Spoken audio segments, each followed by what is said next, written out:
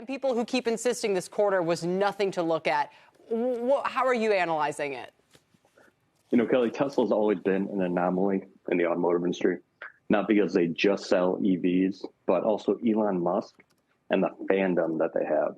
And the most recent earnings, the positive kind of profits, even though they were lower on EVs, as well as the price cuts that they recently did, it puts so much more pressure on traditional automakers like GM and Ford to not just make EVs, but make them profitably, which they are far from doing at this point.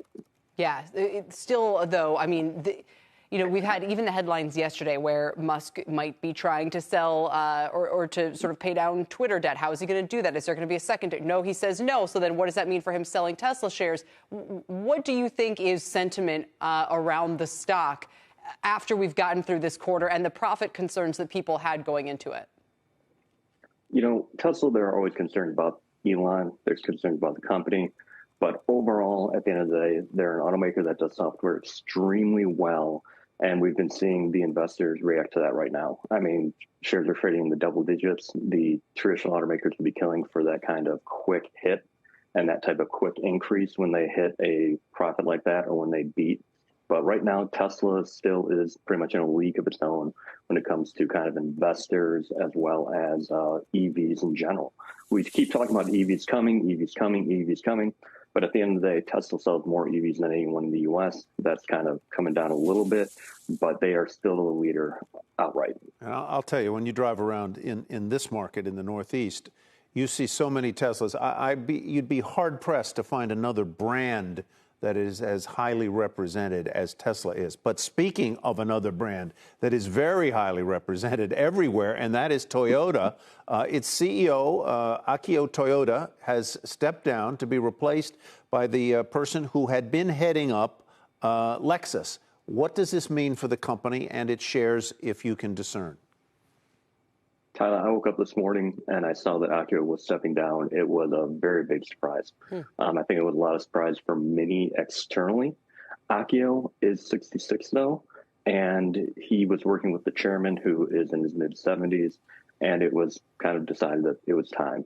And Akio and Toyota have been facing more criticism this year because of electric vehicles and last year and the success of Tesla and Toyota kind of being not investing in EVs as rapidly as others. And this is going to be an interesting transition. Akio still will be chairman. His name is on the company. He's a namesake. His grandfather started the company. But it should be interesting to see what the new CEO does, who was leading a lot of their electrification efforts with Lexus, how much they change the plan or if they even accelerate that EV plan or what they do. They have really been pushing for hybrids. Yeah, no, they've been pushing hybrids and plug-in hybrids on their Toyota brand. If I had to judge just as an amateur observer, it would be that Lexus is ahead of Toyota in terms of EVs. I mean, they have more product or a more prominent product, I would say, in that space. You know, I wouldn't even go that. Lexus is just such a small brand at this point, but by 2030, they do want to make Lexus completely all electric. And that's why the decision for the new CEO internally, everyone has told me that it makes sense. It was kind of a natural progression at this point, but the EV plans are still in flux and trying to kind of shore up that and get investors on board. Because when you look at Toyota, it is truly a global automaker.